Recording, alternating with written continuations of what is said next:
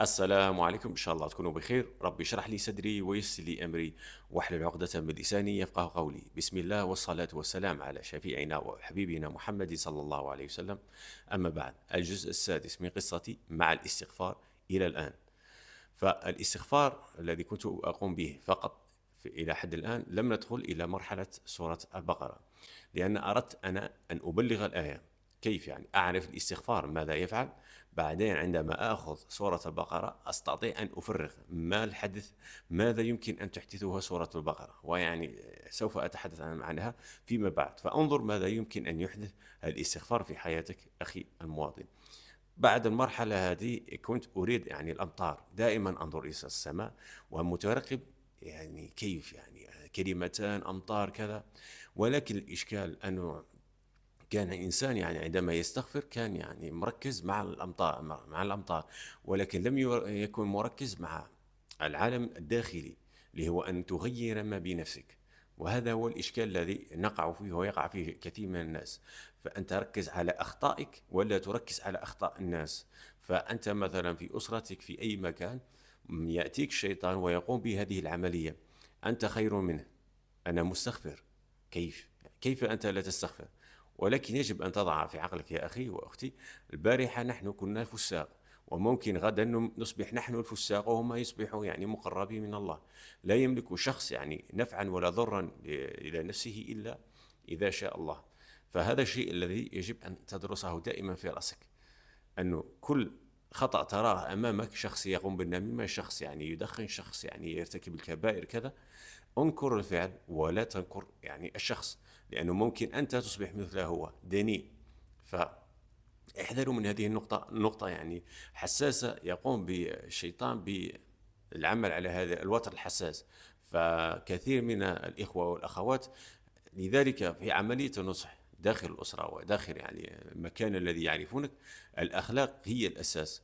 يجب أن يظهر فيك الاستغفار كشخص مؤدب متخلق، لا يرضى يعني أن يقوم بالذنوب. وكذلك إذا مر باللغوية مروا كرام. طبقوا إخوتي، عندما تسمع القرآن استمعوا إليه لعلنا نرحم جميعا إن شاء الله.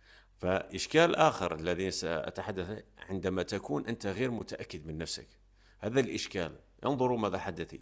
يعني ما كنت وحدي في الليل وكنت أستغفر، يعني 100,000 أصبحت عادي بالنسبة لي، 60,000 بعد يعني أيامات 9 أيام ونهار عرفة.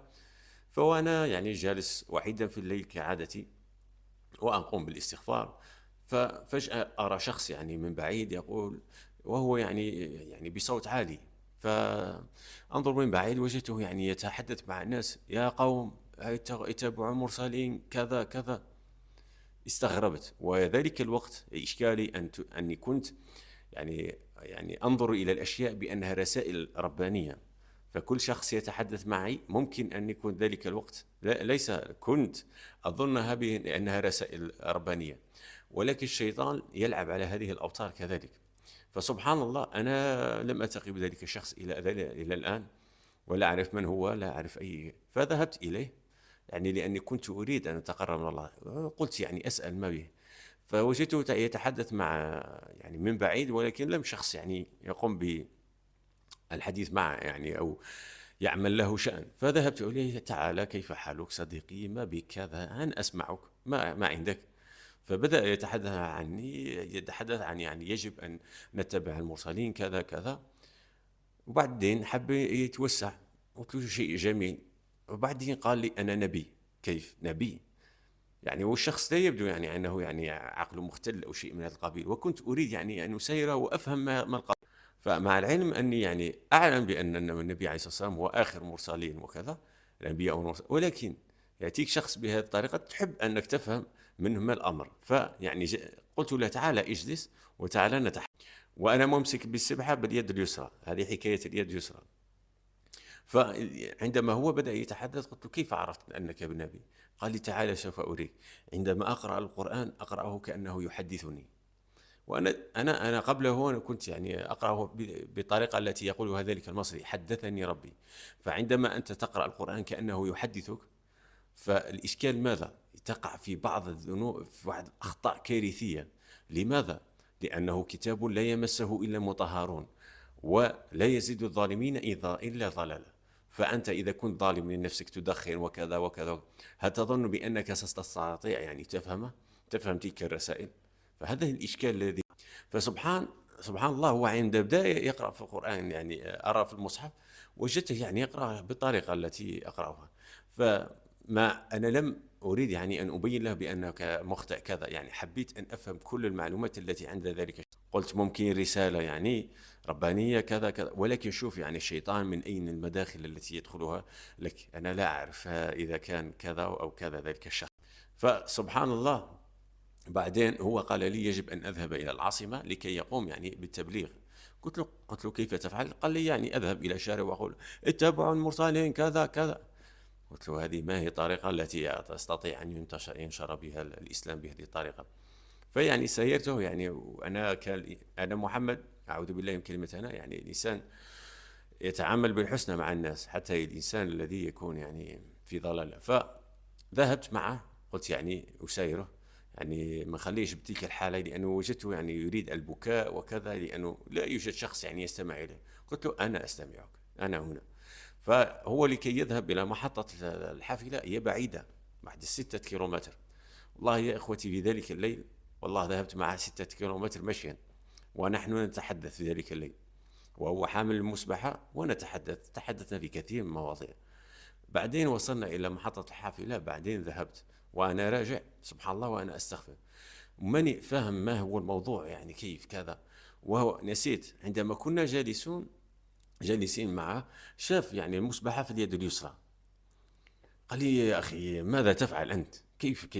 وقبل ما يأتي هو كنت يعني أستغفر، كنت يعني أرى أن السماء بدأت تتلبد، كنت أنتظر في الأمطار في تلك الليلة سبحان الله، والله كنت حاس أن شيء سوف يحصل. فوجدت نفسي عندما قال لي دخل لي الشك، حتى يعني في الصلاة عندما تصليها ماذا يقول الفقهاء يعني عند في تفاصيل في ترقيع الصلاة، يعني إذا شكيت، فالشك ليس جميل، يجب أن تكون متأكد مما تفعله. فأنت عندما تقول استغفاري غير مقبول، فهنا لا تشكك في نفسك أخي، لا تشكك. فهمت؟ هذه من أفعال الشيطان. انظر ماذا فعل معي. فهو ممكن يأتيك في صفة إنسان، فهمت؟ يعني هو مثلا مستحوذ على شخص فيأتيك بتلك الصفة. فقال لي أنت ماذا تفعل؟ يعني هذه اليد اليسرى وكيف. أقسم بالله وجدت نفسي يعني بعد ما كنت في 60,000 وجدت نفسي يعني في العدد باليمنى، وأنا لا يعني كانت ثقيلة جدا صعبة.